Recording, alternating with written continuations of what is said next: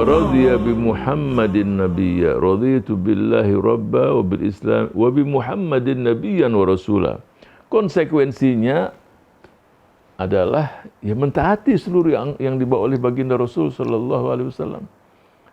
Dan dia jadikan seluruh larangan, perintah dan apapun yang datang dari baginda Rasul sebagai ya suri toladan, sebagai satu rujukan dia dalam kehidupan itu sendiri. Dan mencintai Rasul sallallahu alaihi wasallam melebihi segala-galanya. Ya, kalau dia masih mendahulukan yang lain, atau bahkan sebagian ulama mengatakan dalam sebuah firman Allah, Allah Subhanahu wa taala berfirman, ya ayyuhalladzina amanu la tarfa'u aswatakum fawqa sautin nabi, dalam surat Hujurat. Wahai orang-orang yang beriman, jangan engkau meninggikan suaramu di atas suara Rasul sallallahu alaihi wasallam. Jadi para sahabat kalau memanggil Rasulullah ya pelan-pelan. Terus aplikasinya, bagaimana dalam saat ini yang kita tidak berjumpa dengan baginda Rasul sallallahu alaihi wasallam? Para ulama kita menjelaskan kalau disebutkan hadis-hadis Rasul jangan ngomong. Berarti kamu telah meninggikan suara kamu di atas suara Rasul sallallahu alaihi wasallam. Jadi kalau dibacakan ayat-ayat suci Al-Qur'an, dibacakan hadis-hadis Rasul, ya diam. La tarfa'u aswatakum fawqa sautin nabi. Jadi para sahabat ketika mereka dengan Rasul sallallahu alaihi wasallam, tadi saya jelaskan jangan meninggikan suara. Dan memanggil Rasul pun tidak disebutkan namanya karena Allah tidak menyebutkan namanya dalam Al-Qur'an. Ya. Coba kita baca Al-Qur'an dari ayat pertama sampai terakhir. Tidak pernah seperti nabi-nabi yang lain disebutkan langsung namanya. Ya Yahya. Kalau Rasul ya ayuhan nabiyyu, ya ayuhal muzammil, ya ayuhal mudaththir. Ya. Dan kecintaan para sahabat kepada Rasul pun luar biasa. Ya, kecintaan dan mahabbahnya itu, contoh Mus'ab bin Umair. Ini keyakinan berkaitan dengan akidah, keyakinan dan mahabbah. Mus'ab bin Umair as-safirul awal, duta pertama dalam Islam. Jadi yang datang usia 19 tahun, mendekati 20 tahun, dialah yang menyampaikan Islam di setiap rumah di kota Madinah. Setiap rumah dia ngetuk pintunya dan disampaikan bagaimana risalah Islam itu sendiri. Ibunya sangat mencintainya. Luar biasa, namanya seorang ibu, keluarga kaya. Mus'ab bin Umair dengan wajah yang gagah. Nah, ini penting juga, para sufara itu memang penampilannya pun harus mempunyai magnet tersendiri. Ya, punya magnet, daya tarik tersendiri. Ketika si ibu tahu bahwa si anak sudah memeluk agama Islam, mengikuti baginda Rasul sallallahu alaihi wasallam, maka si ibu pun ya berusaha untuk mengembalikan anaknya ke keyakinan yang lama. Dengan mengancam, kalau kamu tidak kembali dengan keyakinan yang lama, aku tidak akan makan dan minum. Namanya anak juga cinta dengan ibu, di satu sisi dia harus berpegang dengan keyakinan. Apa yang dia katakan dengan ibunya? Wahai ibundaku yang aku cintai. Lau kanat laki mi'atu nafas. Kalau engkau, wahai ibu, memiliki 100 jiwa, 100 nyawa.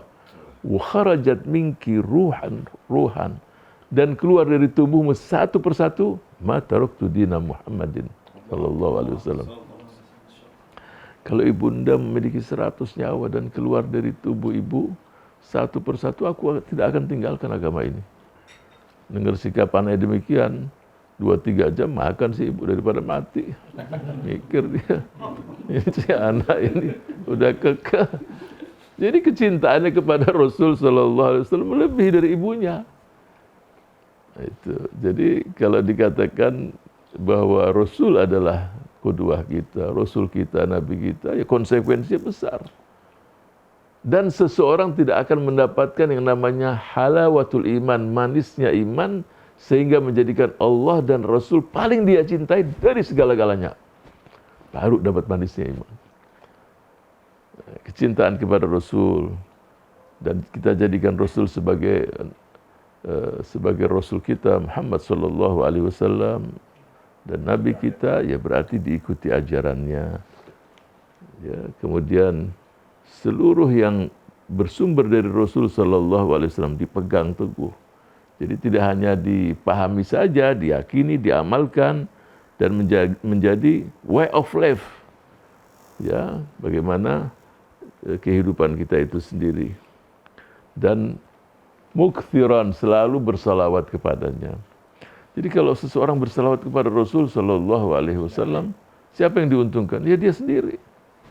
Yang untung dia selawat sekali dibalas sama Allah 10 kali. Itu. Kemudian wali ahli bait wa ashabihi muhibban. Omong kosong kalau mengatakan cinta kepada Rasul, mengikuti ajaran Rasulullah, kemudian tidak cinta dengan ahlu baitihi, tidak cinta kepada sahabat-sahabatnya, memusuhi sahabat-sahabatnya, benci kepada salah satu istrinya atau siapapun dari orang yang dekat pada Rasul, omong kosong. Ya. Bagaimana engkau mencintai dan mengikuti Rasul sallallahu alaihi wasallam kalau engkau tidak cinta dengan sahabat-sahabatnya? Ya. Atau merendahkan mereka berarti yang merendahkan Rasul sallallahu alaihi wasallam. Jadi konsekuensinya adalah ketika seseorang mengatakan raditu bi Muhammadin nabiyyan wa rasula, maka harus kita itu mengikuti seperti yang saya jelaskan tadi, dengan keluarganya, dengan sahabatnya. Ya, selalu mengatakan radhiyallahu anhum rahimahumullah, bahasa-bahasa semacam itulah. Dan kepada umatnya musyfiqan lahum walahum nasiha, dan juga kepada umatnya enggak bisa dipisahkan. La yu'minu ahadukum hatta yuhibba li akhihi ma yuhibbu li nafsihi.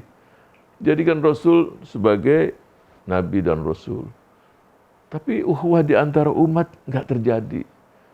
Ini ya ungkapan yang tidak diiringi dengan amal perbuatan di lapangan. Ya.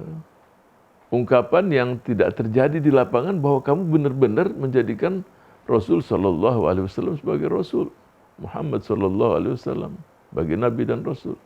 Berarti dengan sahabatnya, dengan umatnya yang indah-indah tadi harus terwujud semuanya.